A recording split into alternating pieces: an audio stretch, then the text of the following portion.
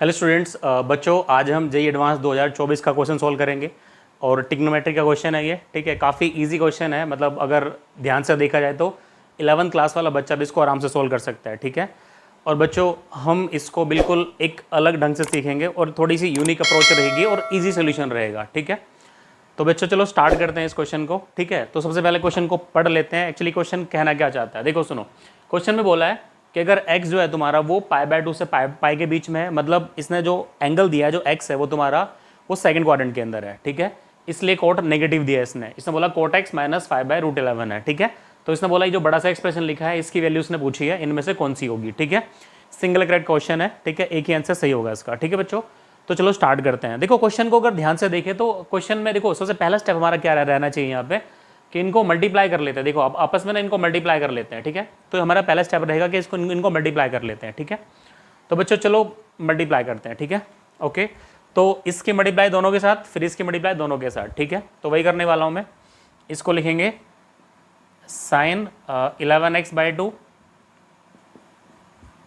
Into sine 6x minus sine 11x/2 into cos 6x। ठीक है, इसकी मल्टीप्लाई दोनों के साथ कर दी मैंने, अब इसकी मल्टीप्लाई करते हैं। ठीक है, ये तुम्हारा हो जाएगा cos 11x/2 into sine 6x plus ये तुम्हारा बनेगा cos 11x/2 into cos 6x। ठीक है बच्चों, देखो मल्टीप्लाई हम लोगों ने कर दी। अब हम देखो थोड़ा सा इसको ध्यान से ऑब्जर्व करेंगे। ठीक है, इसको ध्यान से ऑब्जर्व करेंगे। देखो ऑब्जर्व कैसे करना है, क्या करना है उसको समझो। देखो बच्चों अगर हम ध्यान से देखें यहाँ पे मेरे को दो फॉर्मूले नजर आ रहे हैं मेरे को। ठीक है, देखो अगर मैं ध्यान से देखो इस वाले टर्म को और इस वाले टर्म को देखो। ठीक है, देखो अगर मैं एक काम करूँ, अगर मैं 6x को थोड़ी देर के लिए एंगल A मान लूँ और इसको मैं एंगल B मान लूँ। ठीक है, तो जहाँ जहाँ मेरे को 6x दिख रहा है वहाँ पर मैं A मान लेता हूँ, जहाँ मेरे को 11x/2 मिल रहा है वहाँ पे मैं उसको B मान लेता हूँ थोड़ी देर के लिए। ठीक है, तो ये भी मेरा A हो जाएगा ध्यान से। ठीक है, ये भी मेरा A हो जाएगा, सॉरी ये B हो जाएगा। ठीक है, यहाँ पे ये A हो जाएगा, मैं केवल एंगल की बात कर रहा हूँ। ठीक है, ये हमारा B हो जाएगा।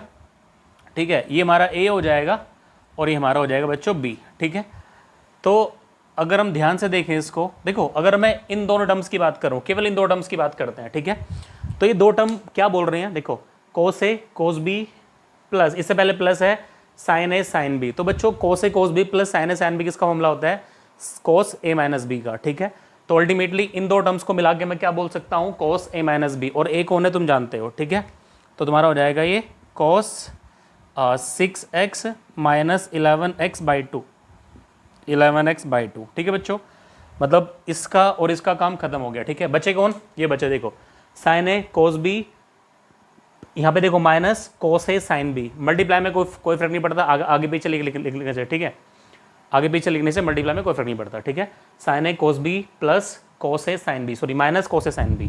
तो किसका बनेगा, देखो sine A cos B minus cos A sine B, तो साइन A माइनस B का फॉर्मूला है ये A ये है B है। ठीक है, तो बच्चों इसको क्या लिखेंगे, प्लस साइन कितना, ये बनेगा 6x माइनस 11/2x। ठीक है बच्चों, इसको सिंप्लीफाई कर लेते हैं। ठीक है, इसके ऊपर 1 रहेगा। ठीक है, जिसके ऊपर कोई नहीं होता उसके ऊपर 1। ठीक है, तो इसको सोल्व करेंगे तो कितना हो जाएगा, ये कॉस कितना 12x माइनस 11x/2 फिर प्लस साइन, सेम इधर यहाँ पे 1 रहेगा, तुम्हारा रहेगा 12x माइनस 11x/2। ठीक है बच्चों, तो बनेगा ये कॉस 12 में से 11 गया तो 1x, तो x/2 बच्चों यहाँ बनेगा साइन x/2। ठीक है बच्चों, ये हमारा आ गया क्वेश्चन। ठीक है, यहाँ के बाद मैं तुम्हें एक डिफरेंट अप्रोच बता रहा हूँ, इसको ध्यान से समझना।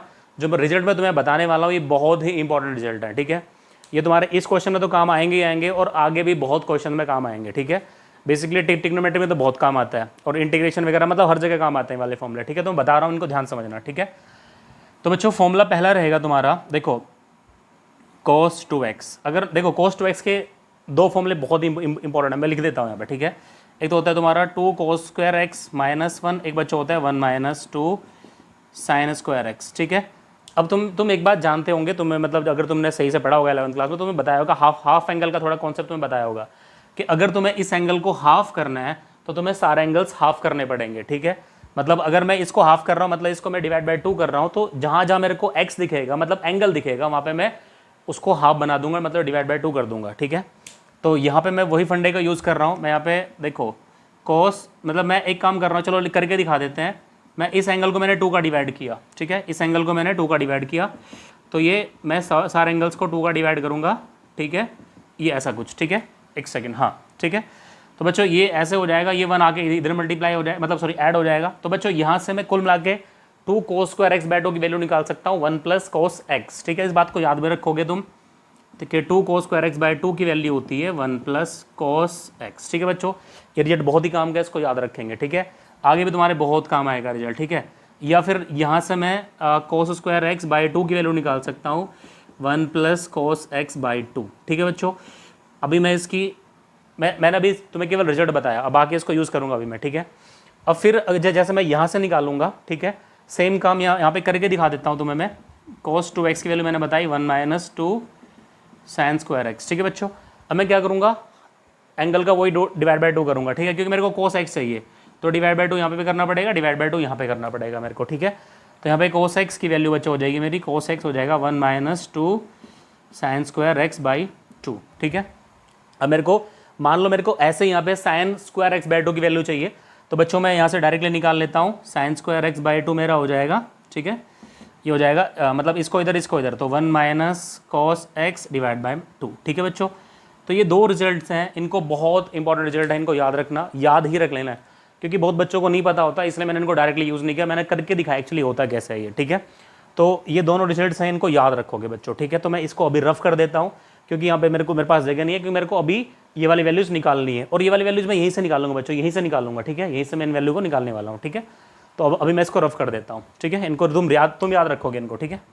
अब देखो ये जो वैल्यू है, इससे अपने को cot x से अपने को क्या निकालना है, अपने को निकालना है इनकी वैल्यूज़, ठीक है। तो मैं पहले एक काम करता हूँ, पहले मैं इसको ट्रिग्नोमेट्रिक मतलब ट्रायंगल के अंदर थोड़ा बैठा देता हूँ, ठीक है। देखो जैसे कि हम एक काम करते हैं, हम ट्रायंगल बना लेते हैं, सपोज मैंने ऐसे को ट्रायंगल बना लिया, ठीक है, ओके बच्चों। ये वाला एंगल मेरा x है, ठीक है, और बच्चों ये कितना दिया है, देखो कोड क्या होता है, कोड होता है परपेंडिकुलर, बेस अपॉन परपेंडिकुलर, ठीक है। तो बच्चों ये अपने को 5 दिया, माइनस लिखने का जरूरत नहीं है, ठीक है, ये 11 दिया, बस हमें याद है कि वो सेकंड क्वाड्रेंट में है, इतना अपने को याद रखना है, ठीक है बच्चों। ये 5 है, तो पाइथागोरस थ्योरम के अकॉर्डिंग ये तुम्हारा बच्चों रूट ये हो जाएगा 5 का स्क्वायर 25 प्लस √11 का स्क्वायर मतलब 11, 25 से 11 कितना होते हैं 36 होते हैं, 36 का रूट करेंगे तो 6 आएगा, ठीक है। पाइथागोरस थ्योरम से ये 6 आ जाएगा, ठीक है बच्चों। अब यहाँ पे ध्यान से समझने वाली बात है कि जो x है, ठीक है, अब मैं देखो x अपने को क्या दिया है, इसने जो x है वो कहाँ से कहाँ तक दिया है बच्चों, ये π/2 से लेके पाई दिया है, π/2 से लेके पाई दिया है, ठीक है। अपने को चाहिए x/2, क्योंकि यहाँ पे देखो एंगल x/2 चाहिए इसको, तो बच्चों x/2 क्या करेंगे, सारे एंगल्स को डिवाइड बाय 2 कर देते हैं, तो डिवाइड बाय 2 करेंगे तो ये भी डिवाइड बाय 2 हो जाएगा, मतलब जो मेरा x/2 है वो कितना हो जाएगा बच्चों, वो 5/4 से लेके ये हो जाएगा बच्चों π/2। इसका मतलब जो मेरा x/2 है वो किस क्वाड्रेंट में आ गया, वो फर्स्ट क्वाड्रेंट में आ गया अभी, ठीक है। तो अभी काम करते हैं, सारी वैल्यूज हम फर्स्ट क्वाड्रेंट के अकॉर्डिंग निकालते हैं, ठीक है बच्चों। तो एक काम करते हैं, यहाँ से मैंने तुम्हें अभी रिजल्ट बताया, अभी मैंने तुम्हें क्या रिजल्ट बताया, ठीक है, याद रखने के लिए sin स्क्वायर x/2 की वैल्यू मैंने बताई तुम्हें 1 - cos x/2 बताया, और बच्चों cos स्क्वायर x/2 की वैल्यू मैंने तुम्हें बताई है 1 + cos x/2 बताया, ठीक है बच्चों।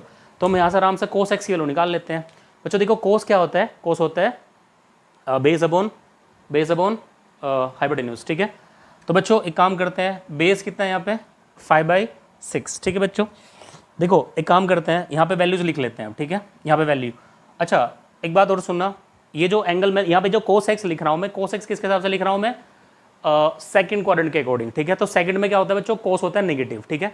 अगर मैं यहाँ पे cos x की वैल्यू निकलवाऊँ तुमसे तो कितना हो जाएगा, ये हो जाएगा -5/6, ठीक है, क्योंकि तुम जानते हो सेकंड क्वाड्रेंट में cos नेगेटिव होता है, ठीक है। तो बस वैल्यू आ गई, वैल्यू रख लेते हैं यहाँ पे, तो 1 माइनस हो जाएगा बच्चों, 1 - -5/6, ठीक है बच्चों, डिवाइड बाय 2, तो उसकी वैल्यू हो जाएगी 6 और 5 11 बटे हो जाएगा बच्चों 11/6 दूनी 12, ठीक है।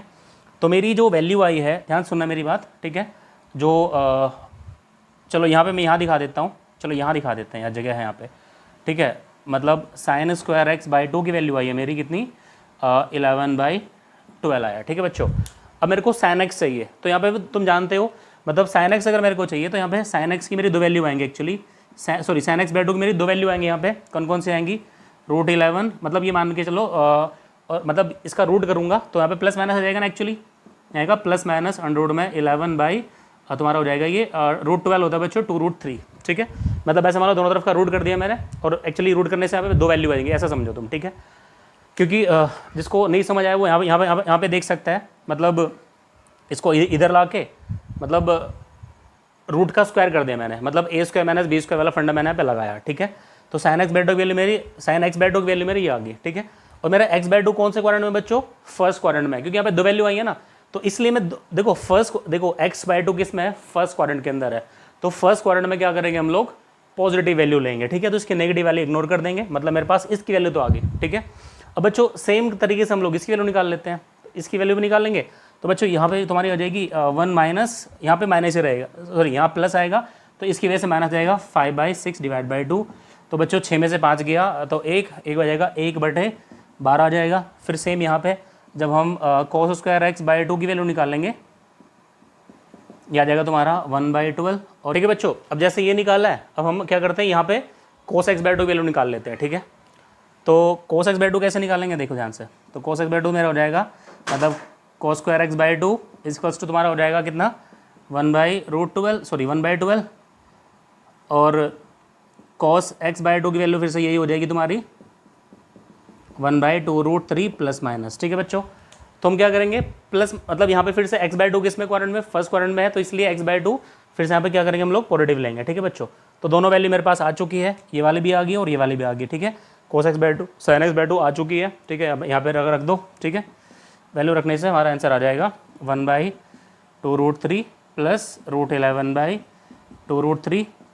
अब बच्चों आंसर आ जाएगा 1 + √11/2√3, ठीक है बच्चों। और आंसर तुम्हारा हो जाएगा ये ऑप्शन बी, ठीक है बच्चों। तो उम्मीद करता हूँ तुम सबको समझ आया होगा, ठीक है। अगर कोई प्रॉब्लम है तो मेरे को बता सकते हो। देखो हाँ, मैंने थोड़ा सा ये अलग अप्रोच यूज़ किया है, क्योंकि देखो यार ये चीज़ ज़रूरी है, ये चीज़ ना दिमाग में रहनी ही चाहिए, ठीक है। ये चीज़ दिमाग में रहनी चाहिए। हालांकि इसको करने का एक तरीका और भी है, ठीक है। वो तुम देख सकते हो यार, यूट्यूब पे बहुत सारे चैनल है जो उसको करा रहे हैं, ठीक है। तुम वहाँ जाके देख सकते हो। ये थोड़ा अलग तरीका था, ठीक है बच्चों। उम्मीद करता हूँ तुम सबको समझ आया होगा, ठीक है। समझ आया तो लाइक करो वीडियो को, ठीक है बच्चों। चैनल को सब्सक्राइब करो एंड शेयर करो, ठीक है। थैंक यू, मिलते हैं नेक्स्ट वीडियो में, ठीक है।